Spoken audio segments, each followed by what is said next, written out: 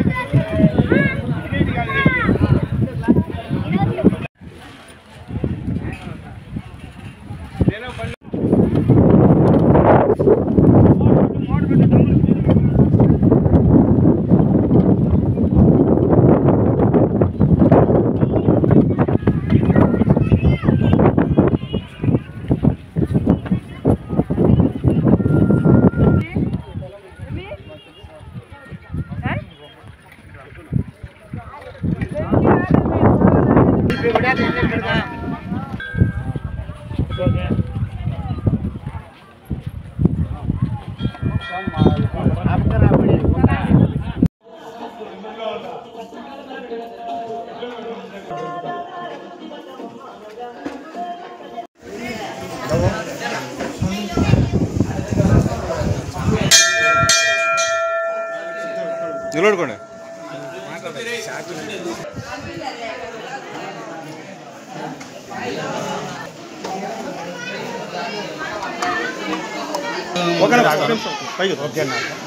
మూలగంగమ్మ దేవస్థానం బాలాయరపల్లి గ్రామం 1వ వార్షికోత్సవం సందర్భంగా ఈరోజు ఈ కార్యక్రమం చేయడం జరిగింది. ఈ గుడి 100 సంవత్సరాల చరిత్ర ఉంది. శ్రీకృష్ణదేవరాయల కాలం నాటి ఈ గుడికి 2 కోనేరులు పూర్వకాలం ఘనంగా జరిగింది. ఉండగా పాడుబడింది. దీన్ని డెవలప్ చేసి పోయిన సంవత్సరం వార్షికోత్సవం జరిపినాం. ఈ సంవత్సరం 1వ వార్షికోత్సవం జరిపినాం. ఈ గంగమ్మ తల్లి అనుకునే కోరికలు బాగా సాక్షాత్తు నడిపిస్తుంది. ఈ గంగమ్మ తల్లిని మొక్కునేలకు సకల వైభోగాలు జరుగుతాయి. అందరికీ ఆ దేవుడు ప్రార్థిస్తున్నాం, బాగుండాలని చెప్తాను. నా పేరు నారాయణ రెడ్డి, బాలాయరపల్లి గ్రామం కార్యనిర్వాహకం. ఓకే. మూలగంగమ్మ తల్లి మాది నల్లయ్యగారిపల్లి గ్రామము.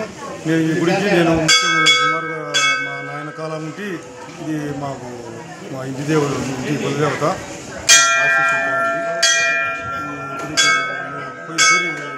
ప్రతిష్ట జరిగింది. 2వ పారి ప్రతిష్ట జరుగుతుంది. ఈ గుడికాడ ముక్కునే వాళ్ళకు ఏదైనా కానీ ఆశీర్వాదం ప్రజలందరికీ బాగా ఉంటుంది. ఎంత దూరము ఎలాగా కట్టాలనుకుంటే మామూలుగా రోడ్లో కానీ ఇట్లా కట్టాలనుకుంటారా? మీ సంస్థానంలో కట్టాలి. గుడిదే అమ్మవారి తల్లిదే. అమ్మవారి తల్లి ఇది 37 సెంట్లు ఉంది. మాన్యం 27 ఎకరాలు ఉంది. మాన్యం 27 ఎకరాలు ఉంది. ఈ దేవత గుడి వచ్చేసి 37 సెంట్లు ఉంది.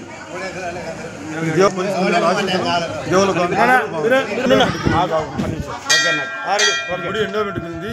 ఈ గుడికి సంబంధించిన భూమి 7 ఎకరాలు నాకు ఉంది. ఈ 7 ఎకరాలు దీని యొక్క మాన్యము. ఇది గంగమ్మకు ఇది వైభవంగా ఉన్నది. మళ్ళీ చెప్పు. కె సూర్యప్రతాప్ రెడ్డి, నల్లయ్యగారిపల్లి. స్వామి దగ్గర నీ పేరు చెప్పు. గంగిరెడ్డి, బాలాయరపల్లి. మాట్లాడు. ఈ కార్యక్రమాల గురించి. ఆ కార్యక్రమం బాగుంది, అన్నీ బాగానే జరిగినాం. పోయిన సంవత్సరం జరిగినాం, ఈ సంవత్సరం అన్నీ బాగుంటాయి. బండపోట్లు అన్నీ జరిగినాయి.